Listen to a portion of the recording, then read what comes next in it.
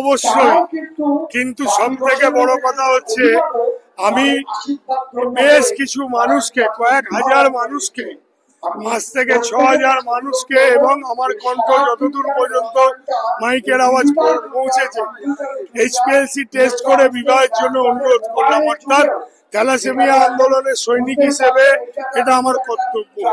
মাননীয় মুখ্যমন্ত্রী মমতা বন্দ্যোপাধ্যায়, তিনি 2011 সালে যখন প্রথম মুখ্যমন্ত্রী হলেন, তখন চারটি সুপার স্পেশালিস্ট হসপিটালে হেমাটোলজি ডিপার্টমেন্টে তিনি এইচপিএলসি টেস্টের ব্যবস্থা করে দিয়েছেন। আমি এই বার্তা ছড়াতে চাই, আলো দিয়ে বাড়ি সাজান, অতিথি আমন্ত্রণ করুন, অনেক টাকায় প্লেট সাজান, কুষ্টি বিচার করুন, কিন্তু দয়া করে এইচপিএলসি টেস্ট করে বিবাহ দিন।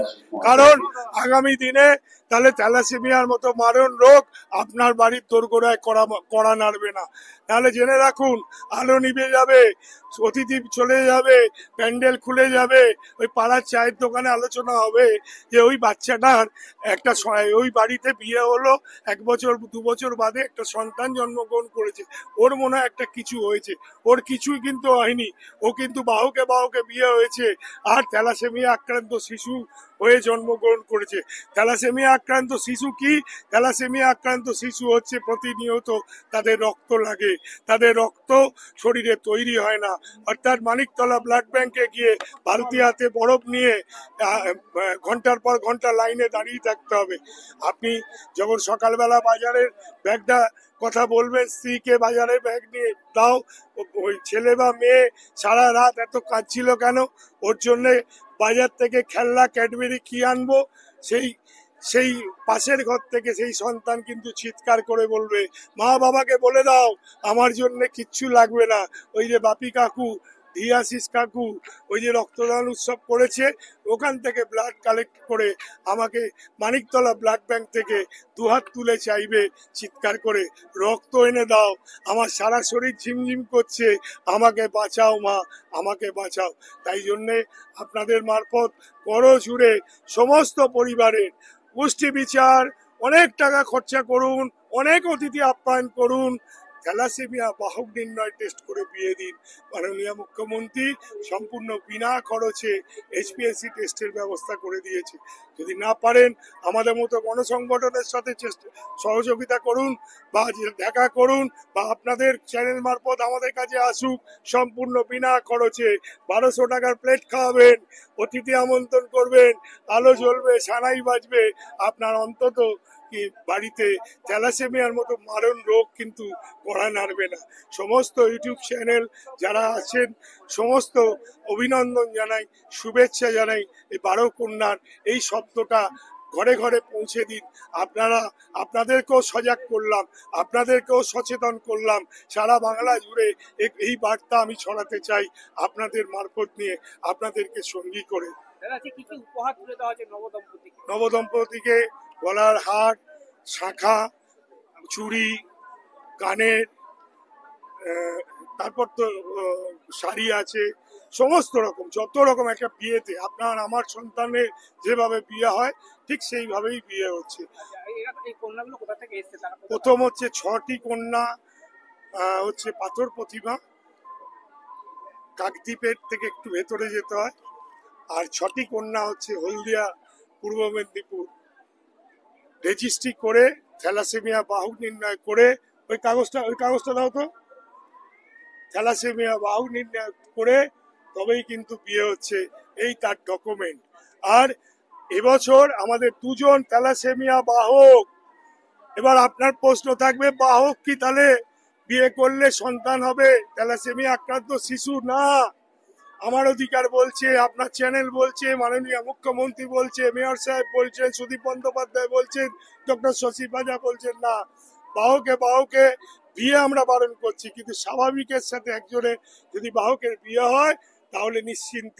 অমিতাভ বচ্চন, বিগ বিকে সবাই চেনেন, বিগ বি কিন্তু কুলি সিনেমা শুটিং যখন হচ্ছিল তখন কিন্তু দুর্ঘটনা ঘটে, তখন বিভিন্ন রক্ত পরীক্ষা করে জানা যায় যে অমিতাভ বচ্চন থ্যালাসেমিয়া বাহক। কিন্তু ভাগ্য আমাদের ভালো, জয়া বচ্চন, শ্বেতা বচ্চন, ওই জন্য আমরা দেখতে, জয়া বচ্চন থ্যালাসেমিয়া বাহক ছিলেন না, স্বাভাবিক ছিলেন, তবেই আমরা অভিষেক বচ্চন আর শ্বেতা বচ্চনকে দেখতে পাচ্ছি। বিশ্বকাপ ফুটবলার জিদান দুরন্ত প্লেয়ার, তিনিও কিন্তু থ্যালাসেমিয়া বাহক। বাহক সম্পূর্ণ সুস্থ, বাহকের রক্তে অসুস্থ মানুষকে বাঁচাতে পারবে, তার একটাই কাজ থাকবে। এই বাপি ঘোষের কথা আমার অধিকারের কথা, আপনার কথা, বাহকে বাহকে বিহার। আশিসদার কথা পক্ষ থেকে প্রত্যেক বছরই গণবিবাহ হয়, এটা বাপি ঘোষের একটা কৃতিত্ব।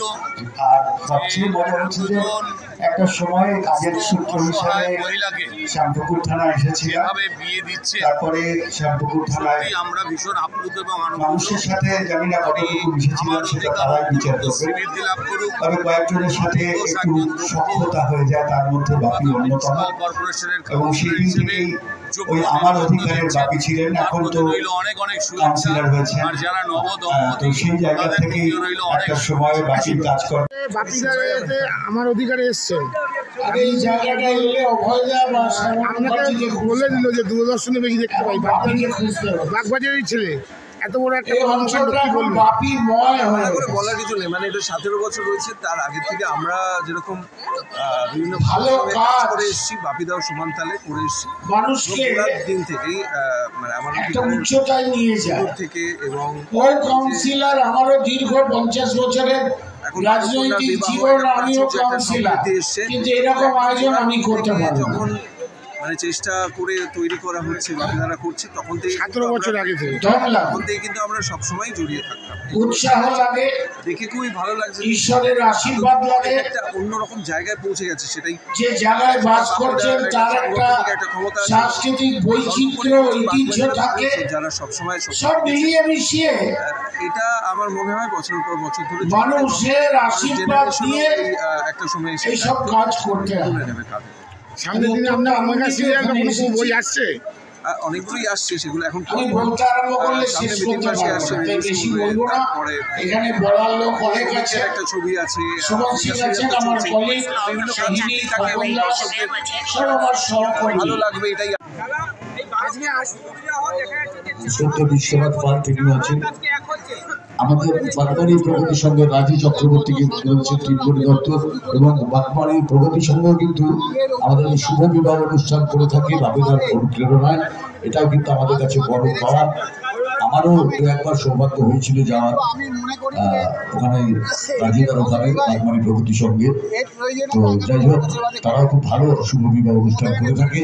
এবং বাপিদা যে কটা জায়গায় অনুপ্রাণিত করে, কাশীপুর সেবা 7 তারিখ, সেখানেও বাপিদা এবং বাগবাড়ি প্রগতি সংঘ, আমাদের ত্রিপুরীদা রয়েছেন, ত্রিপুরী দত্ত, আমার সবকটা অনুষ্ঠানে তিনি আহ্বায়ক, নারীদের শিক্ষায়ন এবং রাজু চক্রবর্তী খুব সুন্দরভাবে সুনামের সাথে করে থাকে।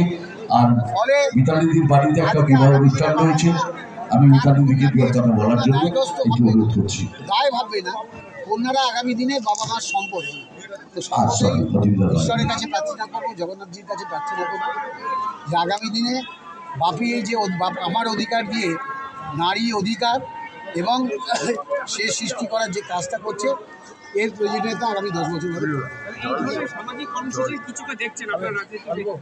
আসলে সমাজ সেবার আর এক নাম রাজনীতি, আমাদের 18 নম্বর ওয়ার্ডে অত্যন্ত প্রিয় বিশিষ্ট সমাজসেবী ব্যক্তিত্ব সমাজ সেবার কাজের মধ্যে প্রত্যেক বছর গৌরী সংকলনে এত বড় বড় সুযোগ করে বাপিদাতে যাবে। পরিচয় ছিল আমার অধিকারের মাধ্যমে সমাজ সেবার কাজ করা।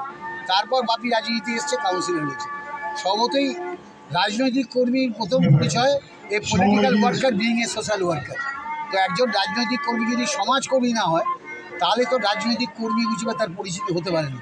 ফলে সামাজিক কাজটা করা রাজনৈতিক হিসাবে যে আমাদের দায়বদ্ধতা, এই কাজটা করতে হবে, সেটাই বাপি করছে। আমি রাহুদাকে মঞ্চে যাচ্ছি, অনুজিৎ আমাদের তালাতে ইসলামের কর্ণধার, হচ্ছে আমার বন্ধু, তাকে ধন্যবাদ জানাই। আমি বাগবাজার সার্বজনীন দুর্গোৎসব কমিটির কয়েক বছর উত্তীর্ণ হয়েছে।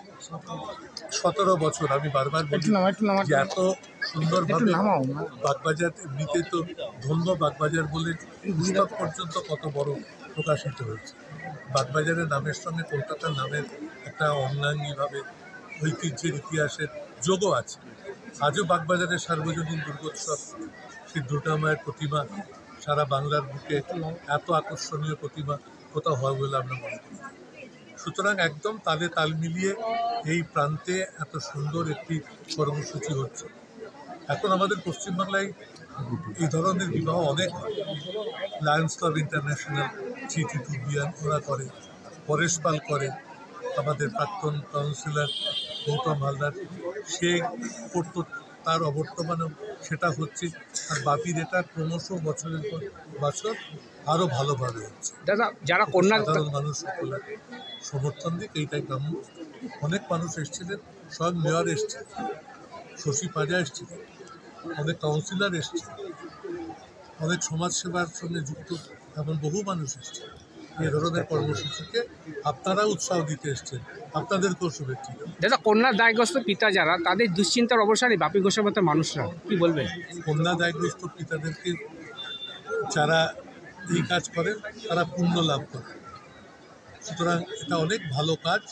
প্রকৃত সমাজসেবা কাজের মধ্যে যেগুলো অত্যন্ত বড় কাজ বলে চিহ্নিত, এই কাজটি নিঃসন্দেহে প্রথম সারির দিকেই থাকে। ধন্যবাদ।